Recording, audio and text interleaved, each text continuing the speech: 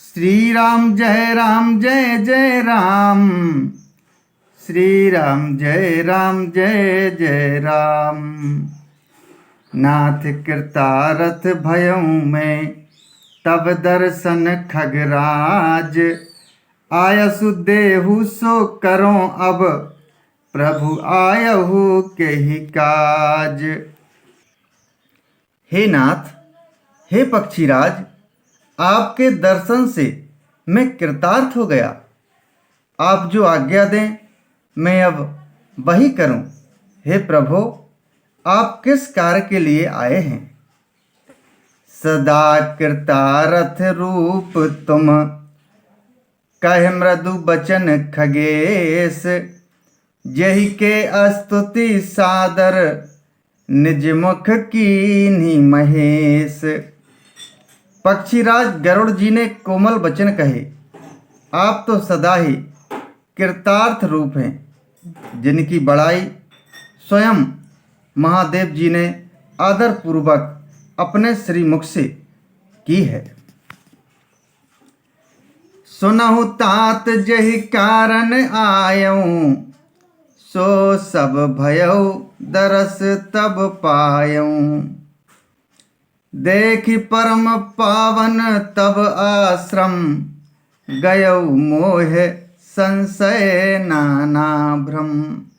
हे तात सुनिए, मैं जिस कारण से आया था वह सब कार्य तो यहाँ आते ही पूरा हो गया।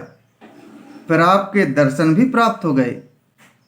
आपका परम पवित्र आश्रम देखकर ही मेरा मोह, संदेह और अनेक प्रकार के भ्रम सब जाते रहे। अब श्री राम कथा अति पावनी, सदा सुखद दुख पुंज नसावनी। सादर तात सुना बहु मोही, बार बार बिन बहु प्रभु तो ही। अब हे तात, आप मुझे श्री राम जी की अत्यंत पवित्र करने वाली, सदा सुख देने वाली और दुख समूह का नाश करने वाली कथा आदर सहित सुनाइए। हे प्रभु, मैं बार बार आपसे यही विनती करता हूँ।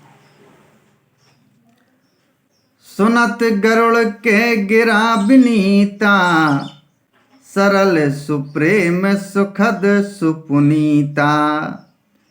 भयउता सुमन परम उछाहा, लाग कहे रघुपति गुण गाहा। गरुड़ जी की विनम्र, सरल, सुंदर, प्रेमयुक्त, सुखप्रद और अत्यंत पवित्र वाणी सुनते ही भुसुंडी जी के मन में परम उत्साह हुआ और वे श्री रघुनाथ जी के गुणों की कथा कहने लगे। प्रथम ही अति अनुराग भवानी, रामचरित सर कहे से बखानी। पुनि नारद कर मोह अपारा, कहे सी बहुरी रावण अवतारा। हे भवानी, पहले तो उन्होंने बड़े ही प्रेम से रामचरित मानस सरोवर का रूपक समझा कर कहा। फिर नारद जी का अपार मोह और फिर रावण का अवतार कहा।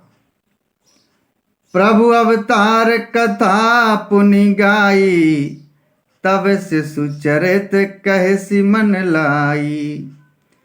फिर प्रभु के अवतार की कथा वर्णन की। तदनंतर मन लगाकर श्री राम जी की बाल लीलाएं कहीं। बाल चरित कही विविध विधि, मन मह परम उत्साह है।